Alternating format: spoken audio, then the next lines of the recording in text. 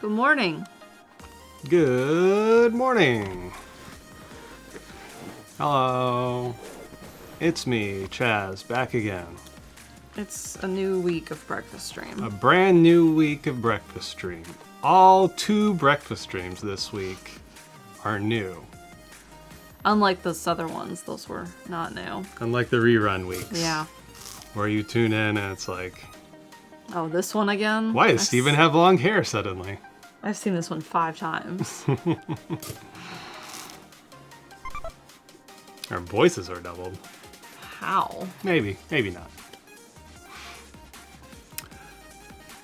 Extra Life shirts. Yes, Extra Life. Let's talk about charity streams. Extra Life is taking place. 11/7. It'll be a fun time. It will be a fun time.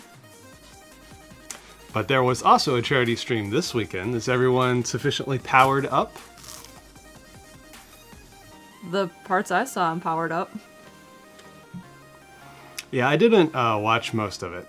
So I had the opportunity to not watch a stream for my Friday night. Yeah.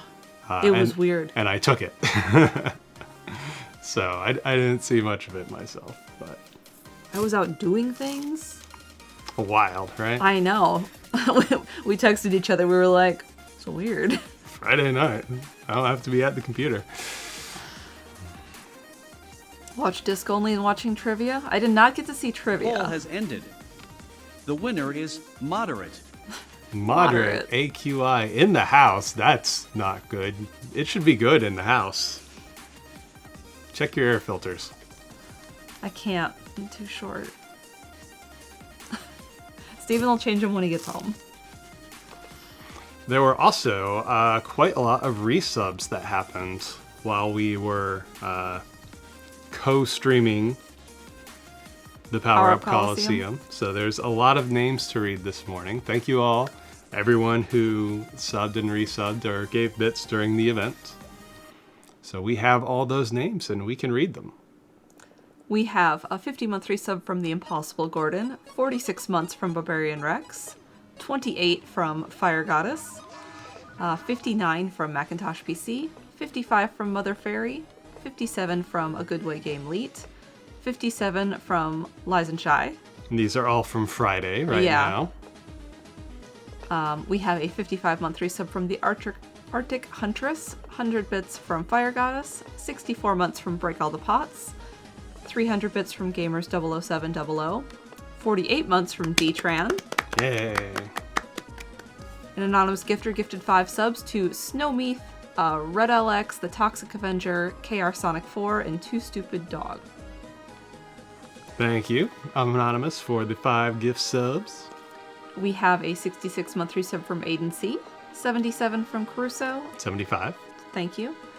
22 from Zeljan 255. 56 from Coraline 22. 91 from Armored Frog. 76 from Summer Essentia. 82 from Fry as Pikachu. 87 from Kazeumi. 26 from Tomb Raider. Tomb. Oh my gosh. I haven't had any coffee yet. It's alright. We'll take a break and let Eddie tell us something. Okay. The Jackal-approved answer to nobility. Tiny Eddie's mushy pie pudding. Mushy pie pudding. Is it pudding because it's mushy? Yeah. Of all the words to be in quotes, pudding is the one I least want. I would have liked maybe mushy to be in quotes. But no, pie. it was pudding. So it's definitely pie. It's definitely It's definitely pie. mushy. And Did it's someone sit on maybe it? pudding. Well, is it like mousse? Like a French silk pie? Because it's like pudding? Maybe it's a pie that someone dropped and they're like, no, it's pudding. I definitely meant to make pudding. Here it is. Pudding. The Jackal-approved answer to nobility. It's 1,000 bits from Darbicus, who says, apparently Eddie's tasty snacks are just chosen by a random algorithm Chaz put together, but really, we know Tiny Eddie is real. Eddie, what cursed confection shall you inflict upon the non-believers? Eddie will drop your pies. Or the jackals will drop your pies. This is an easy way to get around, like, shipping damage. Like, it was supposed to be that way. Yeah, it's pudding. Oh, that's still really hot.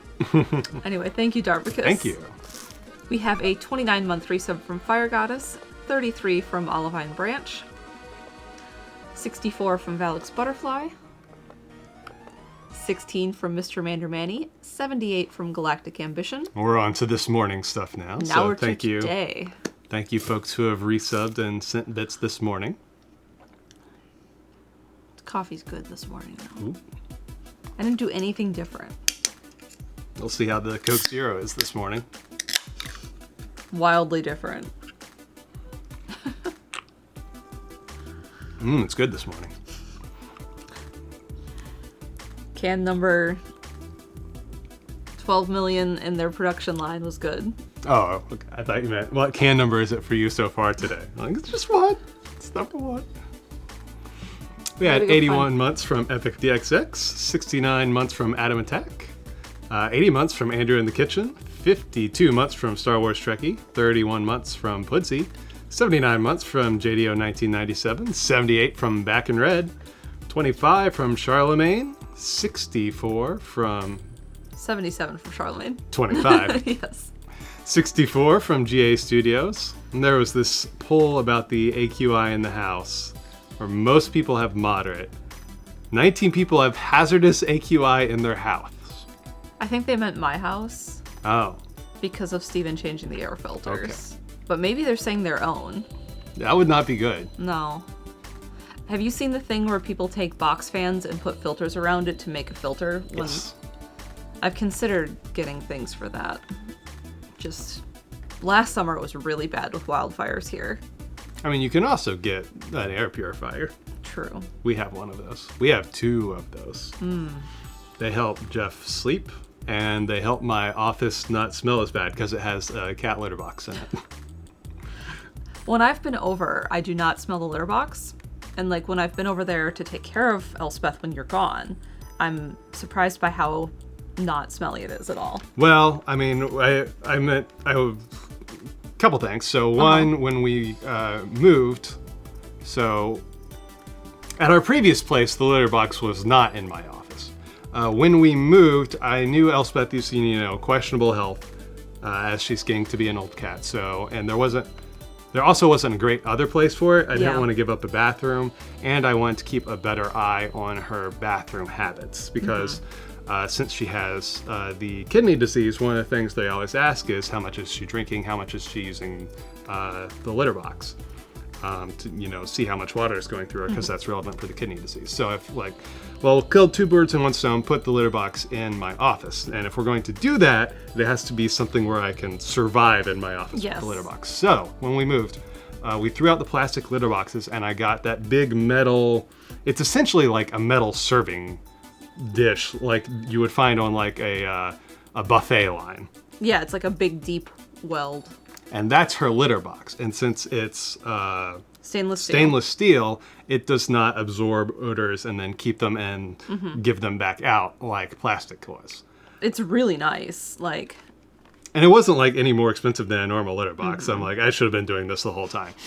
This is clearly the superior way to do this. Yes. Yeah. Two, I went to a new type of litter. I did the, they call it tofu litter. So it looks like these little cylindrical bits. Yeah. They're like that long. And so it's not clay, so the dust level is far lower. And this, in addition to helping my office not be dusty, it also helps her because she also has asthma. So yeah, they're like little round pellets. Yeah, well, not cylinder sticks, pellets. Cylinder stick sort of things. So far less dusty.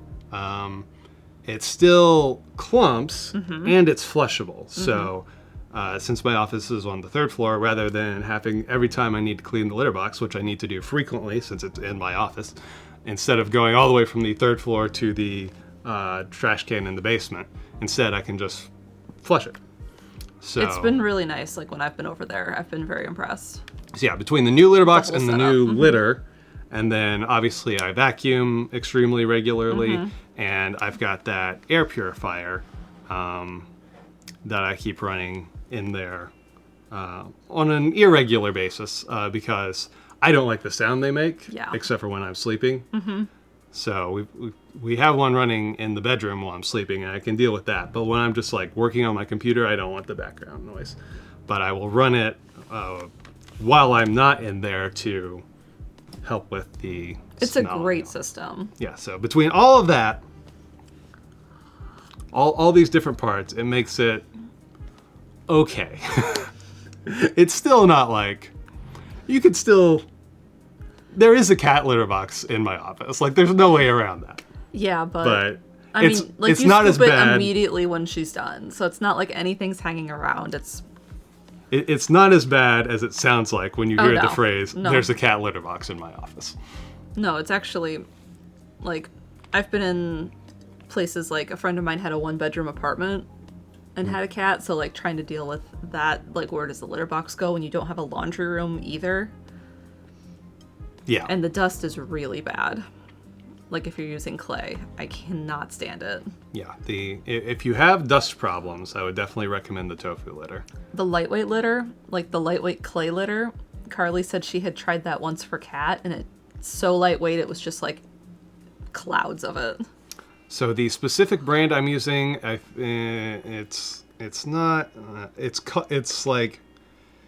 the tofu litter that's available at PetSmart, although I order it direct. I believe it's, called Really Great Cat Litter is the specific brand I use. But I imagine all the tofu litters are about the same. And there may be a cheaper one out there, but this one is good enough for me right now. We had tried pine pellets at one point with the kittens, and like that was fine. I think that would be somewhat comparable. They do break down when they get wet, and then they turn into like a powder, but that doesn't really clump. So maybe this is the better version of that, essentially. Yeah. So like over 15 years, I've tried a variety of different litters, and it's only been in the last 2 that it's been like, you know, a real important thing for it to be absolute minimal dust and absolute minimal smell, because previously, you know, they were just in the basement, so it wasn't as big of a deal. Yeah. But now it is a big deal because it's, you know, 3 feet or not 3, 6 feet from me. Yeah. From where I work. So. It is the hardest thing about having cats. We have a 21-month resub from Purple Chug, 30 months from Clockwork Pretzels, 65 from Lan, and another Eddie. Impress the neighbor's rabbit with Tiny Eddie's cheesy dome on a stick. Dome on a stick. It should be dome, cheesy on a stick. It's cheesy. Cheesy dome on a stick. What's on this dome? Is it cheese? It's cheesy. It's a cheesy dome. What's making it cheesy? Don't worry about it. Eddie's slogan, don't worry about it. Aggregated Molecule says, Eddie, what special treat should we prepare for Steven and Josh tomorrow? That's right, tomorrow, here on the Steven George channel at 1 p.m. They're Eastern playing Time. Something. You'll see 2 people who aren't us. It's 2 people They're who not us. They aren't us. They're full of Red Bull. There was so much Red Bull. And they're having a great time driving a very long distance today. An incredibly long distance today. And they're exhausted after a weekend of work, so they're going to be great entertainment to play some games for you tomorrow at 1 p.m. Come and watch that. Come and watch that and participate. Young, dumb, and full of Red Bull. Huh. We have an 80-month resub from Jolteron. Peak 3. Peak 3. Peak 3. 333 bits from a Goodway game leaked. It's full of threes. Full of threes. 28-month resub from Prelio 7. Nap stream. They may want it to be a nap stream. Those 2 together cannot nap on stream. They feed off each other's energy. They too do. much. It'll be some. We have a 48-month resub from Derpadius Bidoof. Congrats on 4. Thank you. And a Goodway Game Leet gifted a sub to Blux. Thank you all this morning. Appreciate it. We finally got through alerts and we can eat donuts. It's time to eat cake. Because donuts are just cake. They are just cake. These are Trader Joe's apple cider donuts.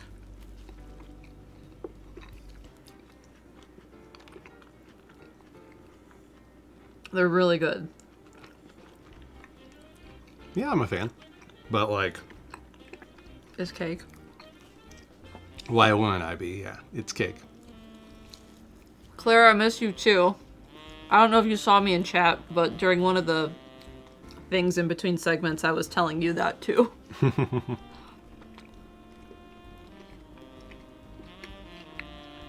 Good morning. Good morning.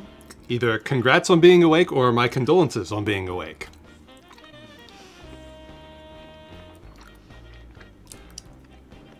Whichever is appropriate.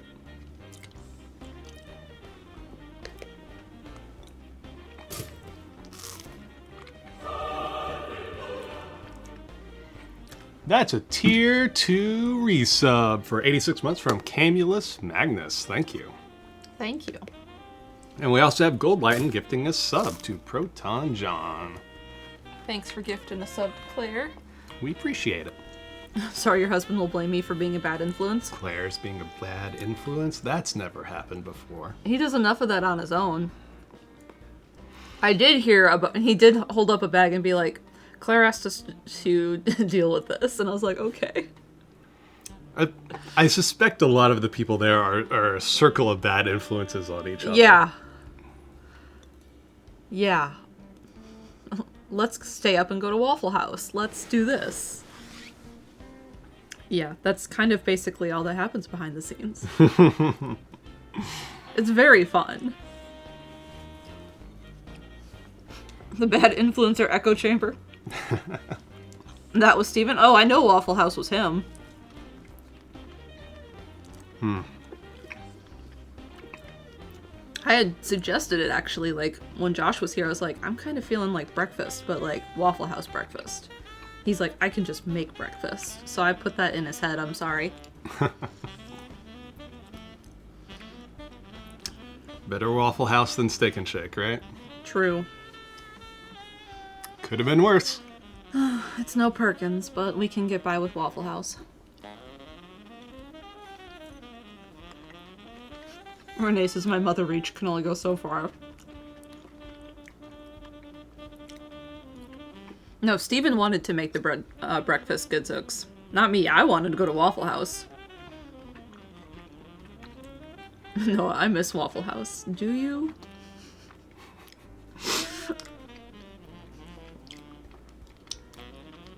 Waffle House is not my idea of a good time. But everyone is different. What was the late night place to go in Indiana? Perkins? I didn't really go out late at night when I was a kid. I went to bed.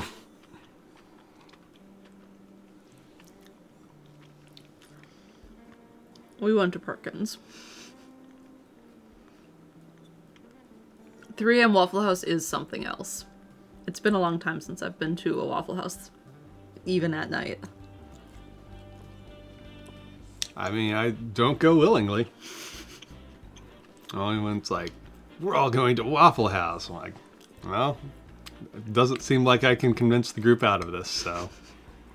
So I guess I'm going.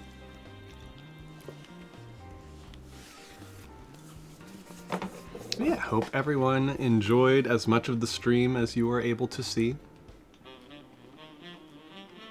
The painting segment resulted in some paintings. I think they're getting better.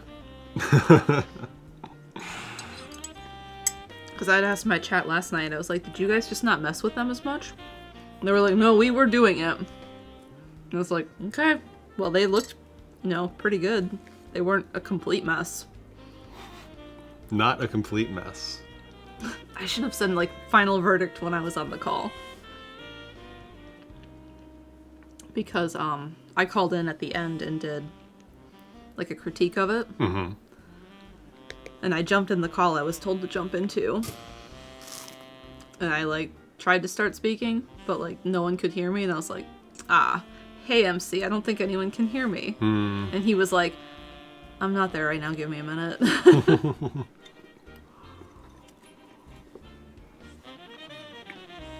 Chat could hear you? No, I started talking long before that, Slick Duke. But then when chat could hear me and no one else could, like, that was them trying to fix things. They ran out of brushes, so everything turned brown. Yeah, maybe next time they should put the colors in different cups. So they're not, like, just on a plate. I heard they had trouble making purple. But I hear purple... I know purple is difficult to make when you don't have good primary colors to make it. We told them they could get water, but they refused. Well, I wasn't there to supervise, so... Washing brushes works. But they did have foam brushes. Those don't clean as well. Mm-hmm. They just kind of fall apart eventually. They didn't have water? Nope. And Tom switched the canvases on them. Was that a donation incentive to switch canvases, or did Tom just do it? Oh, Tom. We also have a 74-month resub from Forwolf. Thank you. Thank you. Oh, he just did it? Okay. I'm glad. Because that was great. Foam brushes make me excruciatingly mad. Tom did it for chaos. Good. I will have to tell Tom I appreciate that. Ooh. I painted with a foam brush Sunday night. A friend of mine works at a school and was like, hey, I have this paint, and my school said I could paint stuff on the playground, like hopscotch and stuff for the kids. And the foam brush was just like disintegrating because you're like sponging it onto the pavement and it's just falling apart. Sponge and concrete go together like sponge and concrete. And because the paint has to be grippy so the kids don't slip on it, there's sand in it, so like the paint itself is like sandpaper.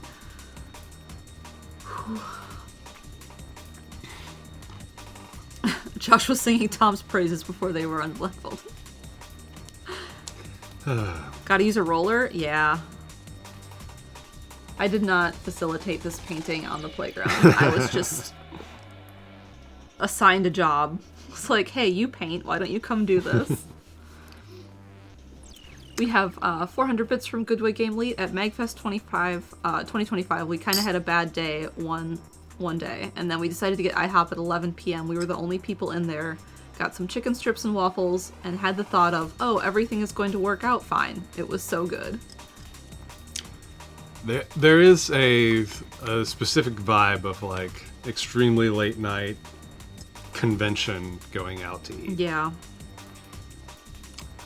Which you can't always get because a lot of places around convention centers close early. So if you get one, It's busy. this was when I did Gen Con, the board game and card game convention in Indiana. There was a Steak and Shake downtown. So like after a late night tournament that like started at like 10 p.m. and the tournament wrapped up at like 2 or 3 a.m. and then people in the tournament all together went down to the Steak and Shake and got something in the eerie hours.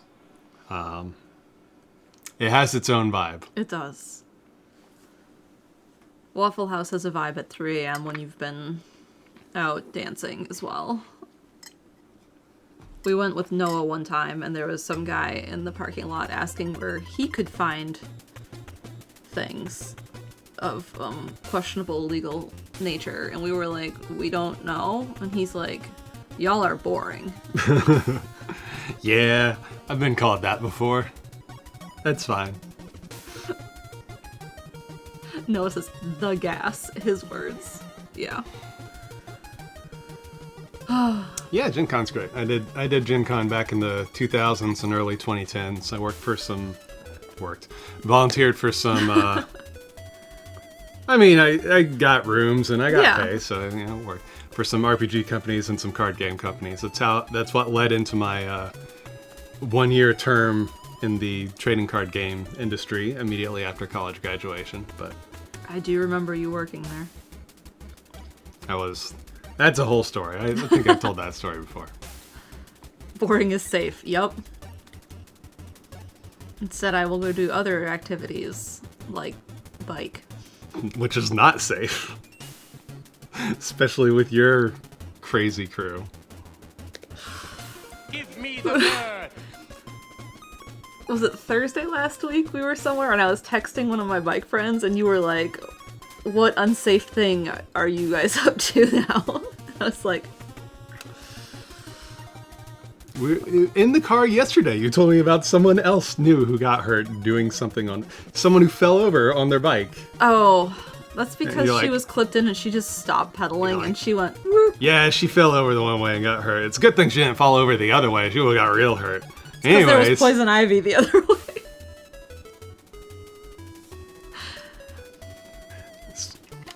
and then you were like, yeah, when your shoes break, you don't get hurt so bad. And I'm like, 1, correct. 2, shoes don't break. Nothing that Shoelace happens. breaks. Shoelaces don't break. They might. What if they did? I'm going to guess there's about 1 instance of running shoe breakdowns for every 500 bike breakdowns. A few months ago, I was washing my bike and I was noticing my front axle on the tire was like out this far. And I was like, huh. Why? Because I hadn't taken the tire off recently. And I texted it to my friends who are mechanics and I was like, can this work itself loose? And they were like, it can. You probably need a torque wrench to make sure it stays in place. They were like, you should keep an eye on that though, because if that comes out, that's a problem. It's like, yeah, the front axle pops out, the wheel goes off. Oh boy. I'm getting some bike maintenance done tonight. I'm getting a new tire on because the tire is questionable. Uh-huh. We're taking the chain and getting it completely clean and then re-waxing it. We're changing the battery in my force meter. And we're bleeding out the hydraulic brakes. And maybe new brake pads, because they're also questionable right now. Uh-huh. It's been a year since it had like a tune-up, and that's what we're doing. Eh, So eh. I'm gonna learn how to do all the things. I don't know how to do any of those things except the tire. And that's the one thing I shouldn't be doing. And how much are all of these going to cost? I already got the tire. The tire was like $50. I have a battery. It's just a AAA lithium. I already have the chain, because the chain is still fine. And the brake bleed itself is fine. Like, it doesn't require anything. It requires special tools I don't have, but my friend has. And the brake pads are probably $20 for a front set and a back set. Why am I riding questionable bike? It's fine. It's just, it's in need of a tune-up. Here's the secret. It's All like getting bikes an are oil questionable change. bikes. Every bike is a questionable bike. Everyone riding a bike is riding a questionable bike. They're all 2 seconds away from exploding into a pile of spokes and rubber and Crashing flinging into each their other. occupant into a pile of poison ivy. Last week, my friend got a flat on the ride, and I heard her tire pop. Like, it was so loud. She kept it upright, though. I was like, I'm so proud of you with your bike handling, because, like, she was skidding. The other day, I was on a gravel trail, and I was about to turn off of the trail, and there's 2 posts, and I was going to go through them. Mm-hmm. But there was a guy on a tricycle, like a recumbent tricycle, coming through them at the same time. So I had to pull on the brakes because I couldn't go around him because he took up so much room. They're so wide. And I fishtailed down the gravel. That was fun. I screamed the whole way. And he was like, you shouldn't have been going so fast. And I'm like, you're so low. I can't see you. You don't have a flag.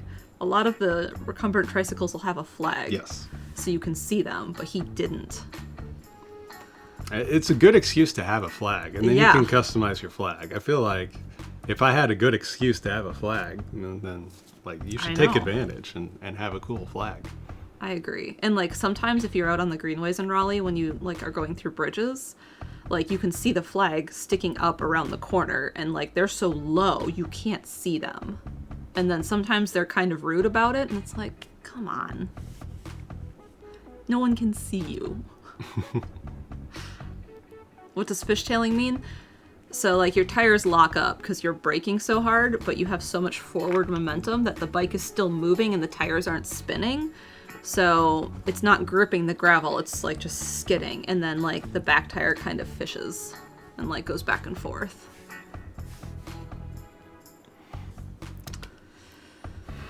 I saw someone ask how much new shoes are. Speaking of shoes, It's a great time for story time. Today was new shoe day. Stephen's allowed to do camera talk and Mal's allowed to do bike talk. You I can can do do shoe running talk. shoe talk. So today on my morning run, I broke out a new pair of shoes. These are the Triumph 23. And here's my little Chaz tip from your local Chaz spendthrift. Just recently came out are the Triumph 24s, which means the Triumph 23, last year's model, perfectly good shoe, great shoe. Retail price $170 are now $90. So my new shoe day are basically almost always last year's model. shoes. I almost always get last year's model.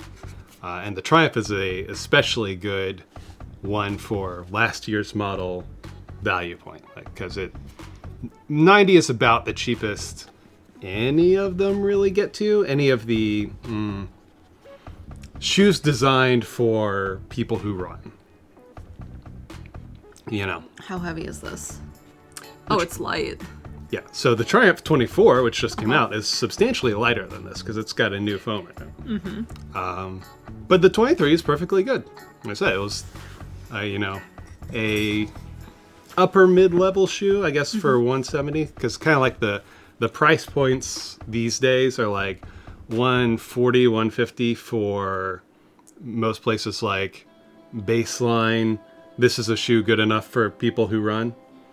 170, 180 are kind of like the next elevated model. Then there's kind of like a premium tier at like $200 to $250.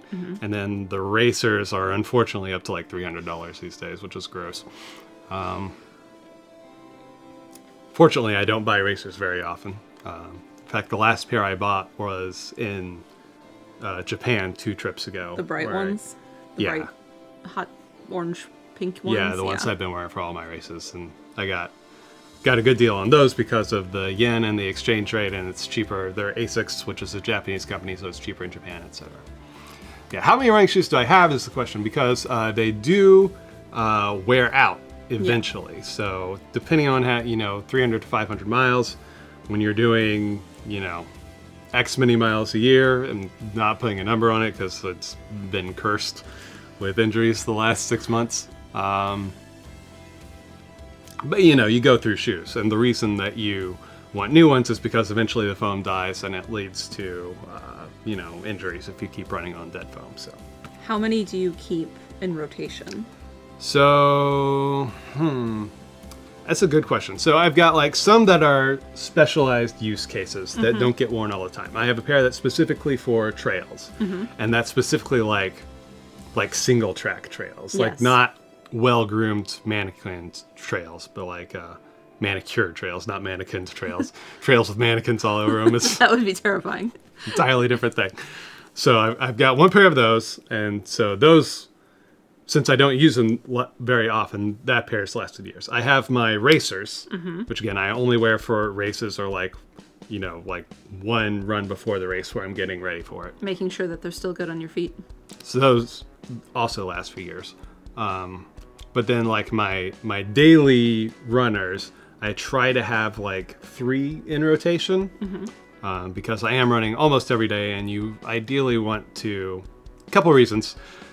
I have different models too. So like I generally don't overlap models. Right now I've got the Triumphs. I have a pair of Super Blast 2s because, again, the Super Blast 3 came out, so I got Super Blast 2s. And a pair of Ride 18s because the Ride 19 came out. So I've been rotating between those three.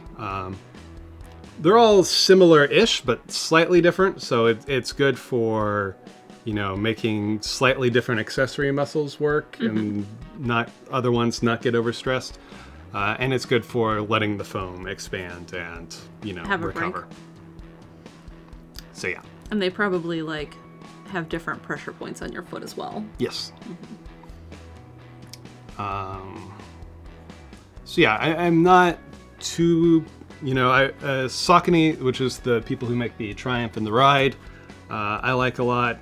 Ace, especially because, they're pretty good about the previous year's models going on sale. Not every brand does good sales for previous year's models, but they kind of keep the last three and higher price point. But the Saucony brand is real good about the sales coming for last year's models. And Asics, I like a lot of their shoes. My daily walkers are the Nimbus model from Asics. So I use those for just walking around. And if I'm ever on a trip where I can't pack extra shoes, but I want to get out for a run, they're still good for that. So.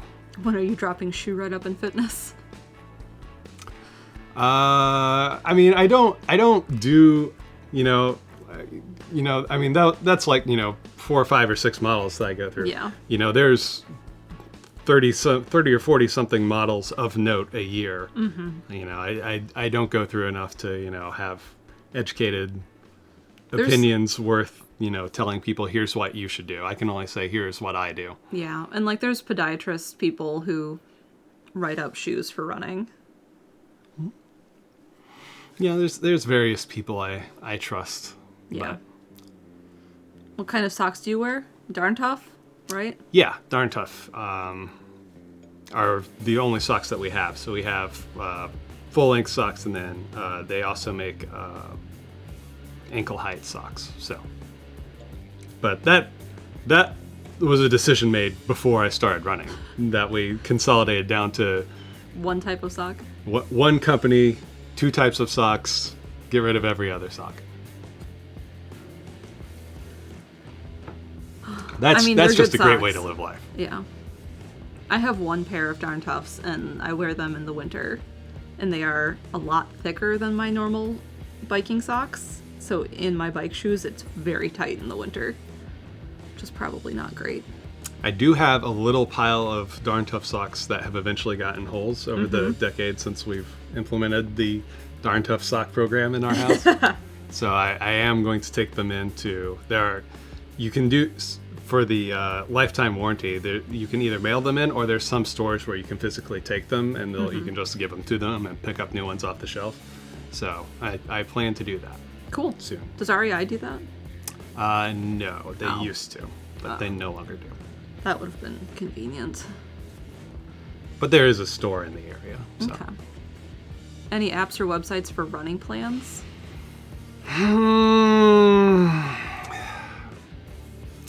Let me say this. There are good Couch to 5K programs out there. There's lots of plans out there. The big one that's gotten a lot of notice in the last 2 years is Runna, and I am not a fan.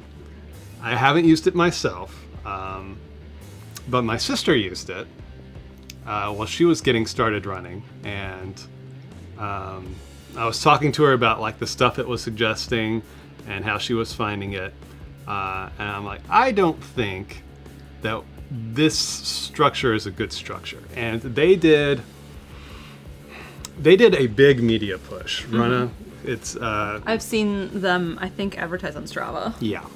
They recently got by Strava. They did a big media push. They were contracting with all sorts of creators. So this was a year and a half ago, where they had, content creators, paying for content creators to, follow their plans and do this and that. Yeah. And a lot of those people who of varying levels of experience. Some of them, very experienced. When you actually drilled down into what their actual results were and like got through all of the hype and all that, did not do well on their plans.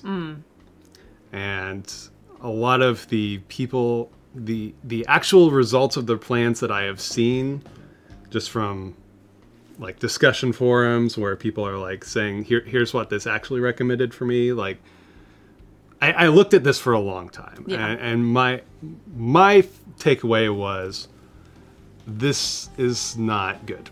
And I told my sister as much. I'm like, I don't think this is a great way of doing it. So what like in my sister's case, she was just getting started, and she's more into the strength training sort of stuff, and the running's a bit more of an accessory thing to her. Yeah.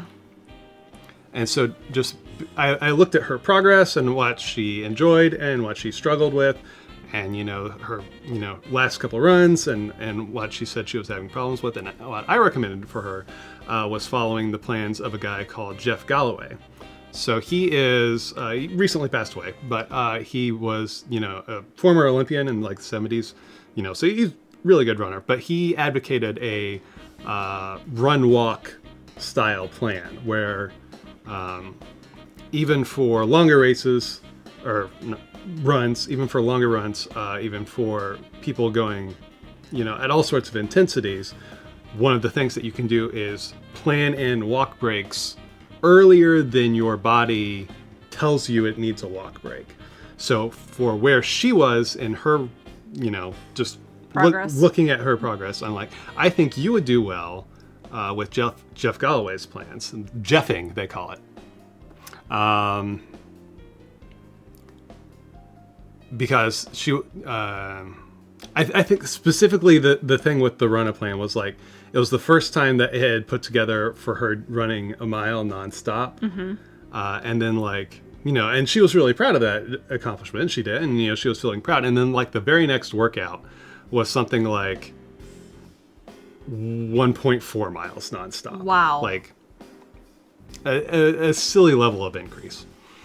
So I said, take this Jeffing style where like, because it would also, since she's just getting started running, it would spike her heart rate, trying to run that far. The idea with Jeffing is that when you intentionally take in walk breaks earlier, you're keeping your heart rate from doing the spike that gets to the point that it's so extreme. Yeah.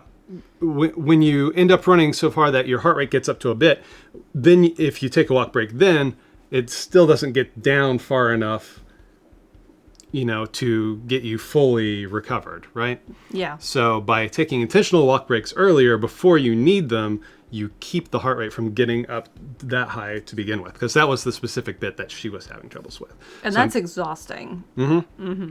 So I'm like, given where you are, given what you're struggling with, I said, ditch Run-A, look up Jeff Galloway's plans, and she's had a much better time with that. I'm not saying everyone needs to do Jeff's plans. I don't do Jeff's plans. But in her case, I thought it was much better. There is so many books out there. There have been so many people who have spent their lives training hundreds of people, looking at all sorts of different types of people who want to get into running, have been following the research for years. If you look it up, there's, 10 people who are known for their training books that they put together on how to do training. If it's something that you're honestly interested in, you would do far better to pick up a book, any of them, and read through it and kind of get some concept yourself than to trust the Run-A app or anything else like that. That's my feeling on the matter. So that was a long explanation, but it's just because this AI influencer driven app recently got my sister, and you saw that it was not helping. It was it got her started, right? And so like in the one sense, it helped out in that, she, saw people doing it and was like, oh, this is something I can do, and got started. But with nothing else other than that app, it was going to cause her problems. It was we were at the point where problems were starting to be caused, and she was feeling frustrated and discouraged and potentially injurious also at that, because that was another thing with people going through the Run app. It caused a lot of injuries to people of all sorts of levels of experience. So I'm like, you're a smart person, you already do your own strength training plan. Like, here's a person who can give you some advice, and you can do your own plan with this person's advice specific to the field that you're just learning about. So, like I say, Jeff Galloway is the good one if you want to do the Jeffing method. The other names I'm thinking of are kind of like advanced marathoning sort of books. I think Jeff's a great one to start with, because he... General, more so? Yeah, he has a great philosophy on, what this is for. And but he's also he's a former Olympian, he knows his stuff. Mm-hmm. But he also, can speak to people at the very beginning as well. Because once you get into running, and cycling's the same, it's like, well, where do you want to go with it? Do you want to be a trail runner? Do you want to be a marathon runner? Do you just want to sprint? So it sounds like he's kind of general if you're just starting. Yeah, he's a great guy. Because like with cycling, it's like, well, what kind of bike are you using? Are you comfortable riding pace? Are you more of a mountain biker? So I can imagine that it's kind of similar with running. Yeah. So yeah, it was way more than you asked for, but it's just been on my mind recently since it happened to my sister specifically. So I found it interesting. We have 500 bits from Aggregated Molecules, who says, we used to go to Denny's after every concert we went to, but the food Denny's, not the other one. What's the other one? The other Denny's? Yeah. I don't know. What is the other Denny's? Me neither. I don't know. Have you ever done any races in rainy weather? Races, I don't know. I did get out for a run in a downpour we had the other day, and that was a lot of fun. I like running in the rain, especially in the summer, because running in the summer humidity feels gross. Running in a summer rainstorm feels great. Yeah. I've biked in a few rainstorms. One of them was a race. As long as it's not lightning. Yeah. If it's just raining, it's great. Tips for drying shoes? I'd stick them on top of a giant fan. I do have a pair that I use for specifically when I expect to be running in the rain. They're a pair that's got enough miles on them. They're near retirement, and I just keep them around just for that. And they have, because shoes have different types of uppers. So a lot of the uppers for these are real plush, and that has kind of a more minimal upper, but it's still a normal daily shoe. So that's So there's less to dry. Yeah. So that's my rain shoe. Uh-oh. Computer goes. Yeah. I mean, you can get complicated stuff where you can like, there's things that like stick on shoes. Yeah. And I find sticking them on top of the same fan that I used to. We've got in our entryway, we've got just a big fan for helping cool down from the run. Post-run. Then I'll just crank that so it's facing straight up and plop the wet shoes on top of it, and it's good enough. I mean, the important thing is that, a shoe does not last forever. Yeah. They're not, again, aside from ones that are like limited express use, nothing lasts, past a couple of years, because you can stretch them, but it's not worth the injury risk. Right? So when you can, $90 to keep from getting something that needs PT that could be substantially more than $90 to fix. Be sensible. Here for a good time, not a long time. That's right. Yeah. I'm trying to think of like when my bike shoes will break down. You just replace the cleats for a long time. Shoes are here for a good time, not a long time. I ran my first marathon. It's fun and challenging. Good shoes are important, I learned. Yeah. Yeah. That is the other thing, is there a lot of the brands also put out what they call lifestyle shoes that look like running shoes but are not running shoes. New Balance has a lot of those. Yeah, Nike has a lot of lifestyle shoes. New Balance has a lot of lifestyle shoes. So if it's something you want to seriously get into, you do need to do, or I guess you don't need to. I would highly suggest doing a little bit of research to find out which shoes are lifestyle shoes and which shoes are these are actually for people who run. Yeah. Because the lifestyle shoes have foams that are just not good. And like I said, rotating out shoes when they become dead to stop injuries, those lifestyle shoe foams start dead. So. What do I have? Hoka's? Clifton 9s? Yeah. The Clifton's a good one. I could run in them, but I don't run. Yeah. But they're like my travel shoe or walking far shoe that I wear. Brooks Ghost is a good basic one that's going to be everywhere. Saucony's base one is the Ride. Nike has some, but buy from a different company. I think I tried the Brooks Ghost, and I was hoping I would like them based on what I was reading, but I didn't. The advantage of the Ghost is it is everywhere. Yeah. It is an actual good running shoe, and it is everywhere. You can get them at like most sporting goods stores. You can often get them at like non-sporting goods stores. They're the one like actual running shoe that you can find in like a Target or something. I don't know if they're actually in Target or not, but that sort of thing. Most of the shoes that you'll find in like a Target are the lifestyle shoes that only look like running shoes. We also have a 58-month resub from Kit Collide. Good morning. Morning. Thank you. Yeah, my Asics Nimbus are my everyday walkers. They're great.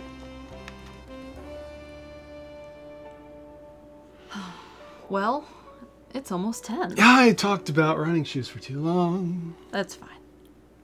What else were we going to talk about? Bikes? We did talk about bikes. Yeah. You'll have to come back on Wednesday to talk about video games. We don't play games. No. But Wednesday will be games. Although you did beat Ghost of Yote yesterday. I was not expecting to beat it last night. I didn't know how much was left. And it was like, here it is. And I was like, okay. She is the Ghost of Yote. There will be more at some point. What were, for the people who weren't watching, what are your overall feelings? I liked it. It was pretty. They've improved the controls from the first game. I did like the first game's story better, but the second game's story wasn't bad. I just preferred the first one. Good game. Glad we played it. Yeah, I am glad I played it. What was our favorite hat? The pom-pom one. Okay. And then the metal one. The octopus one? The octopus one. Yeah, octopus, and then the metal lampshade one. Okay. Those three. There were some good masks. Both really good apples. That was our raid message last night to Masay. We got to learn all about Mr. Oats and Nibbles, our good friends. That was a frustrating moment because it was like, all right, you're going to name the horse. And then you came up with Mr. Oats, and I was like, perfect. And I was really expecting to get to type it in, and it was like, no, choose from these three. And I was like, okay. Fine. Always Mr. Oats in our heart. Yeah.